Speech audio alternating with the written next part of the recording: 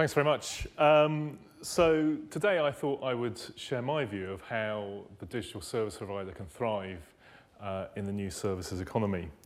And it's an interesting area of discussion because we feel that the traditional telco has to face a new set of challenges or else risk losing their role as a service provider and becoming a dumb pipe.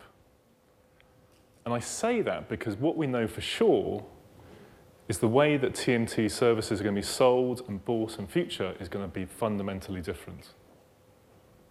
But this need for change isn't just live with the telco. Those OTT providers like Amazon, Google, Facebook are also going to have to work in new ways if they're going to succeed in places like the home, in the car, and in fact anywhere beyond the device. So the way that we think about how we retail TMT services is going to have to change. And I'm going to share with you some of the questions we're helping our clients answer, whether they're a telco, an SI, or an OTT player.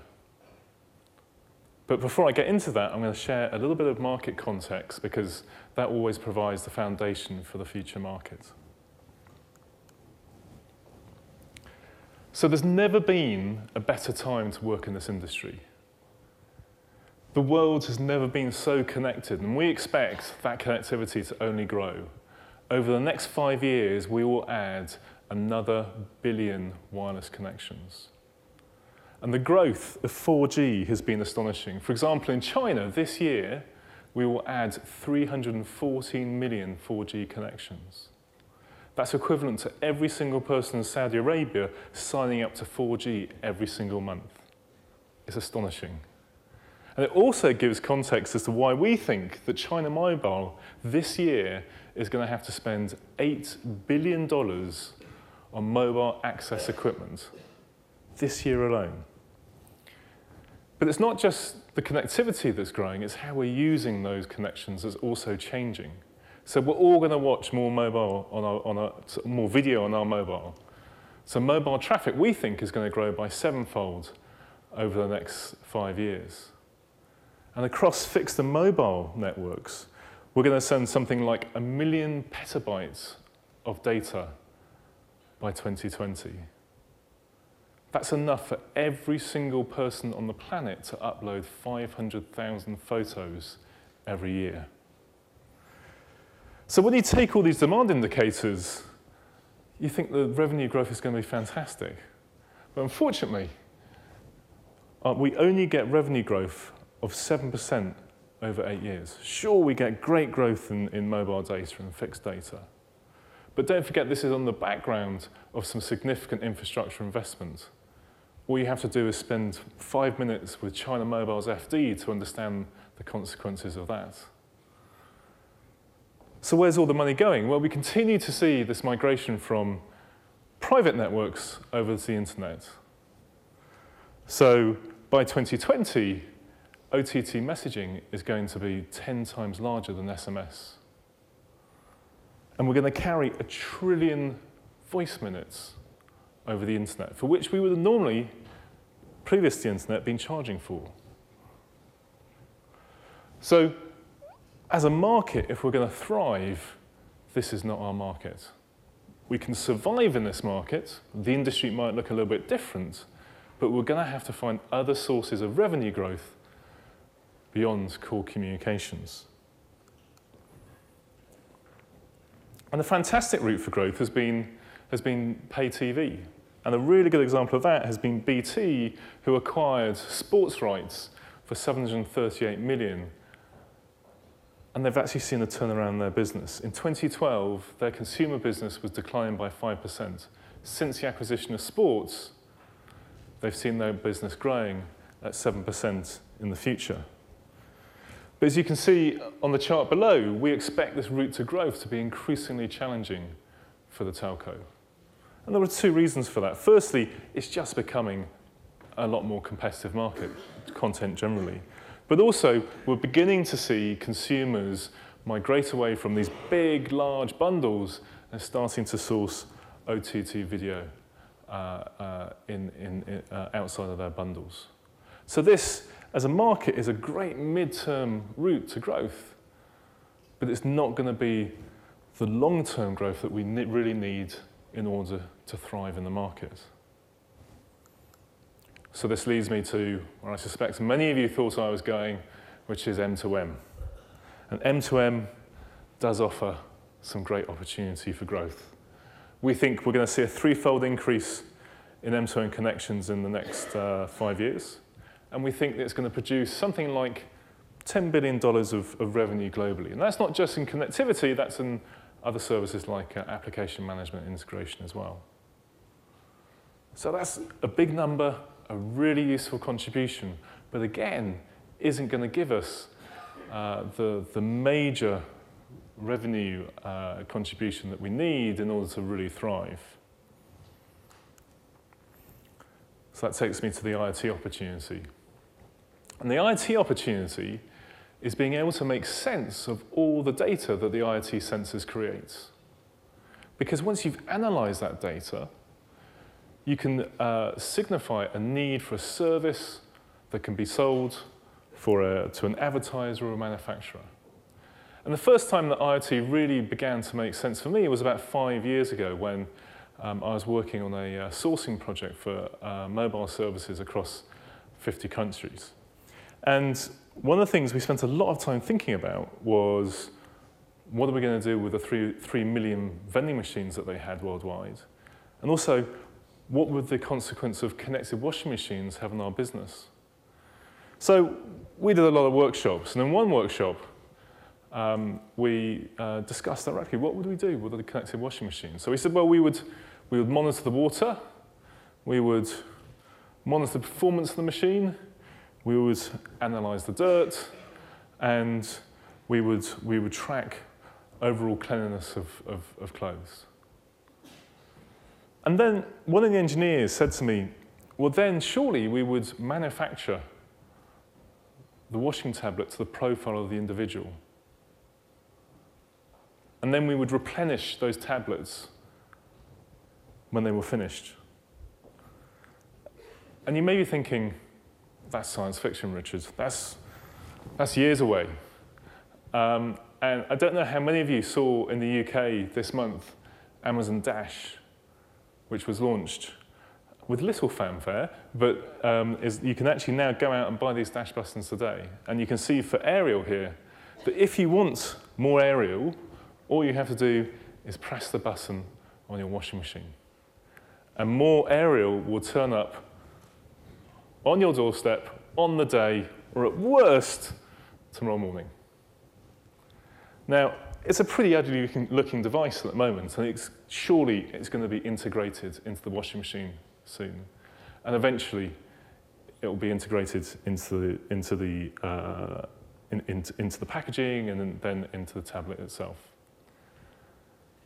And that's the power of IoT, because it personalizes the product, it personalizes the pricing, it personalizes the promotion, and it personalizes the distribution. It is a complete paradigm shift of mass marketing with uniform products to personalized marketing with tailored products. And it's going to go through every single industry.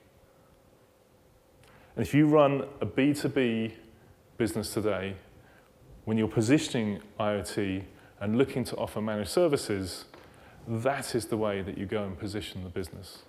Because actually, going back to this sourcing project we were on, we didn't proceed with an M2M or IoT solution for the vending machine, not because the technology wasn't available, not because we couldn't envisage as a business how we would use that, but because at the time, we didn't think the industry was ready for providing that kind of managed service. We had service providers through, we had SIs, advertising agencies.